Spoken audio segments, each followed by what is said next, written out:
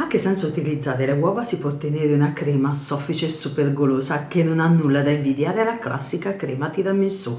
Quest'oggi voglio proporvi questa crema tiramisù senza uova, ragazzi, è super profumata ed è la fine del mondo. Come sempre io faccio la prova assaggio, voi troverete la ricetta dopo questa breve presentazione. E ora? Buonissima! Comincio preparando un caffè ristretto non zuccherato, lascio raffreddare per bene.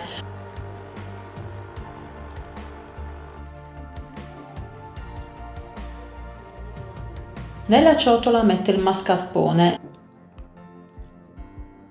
lo zucchero a velo e il caffè ristretto.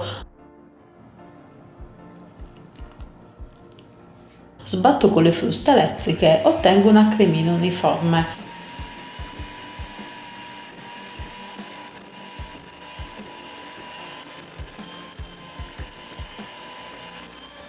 Verso a fila in più riprese la panna da montare già zuccherata, bella fredda di frigo. Amalgamo e ottengo una crema tiramisù senza grumi.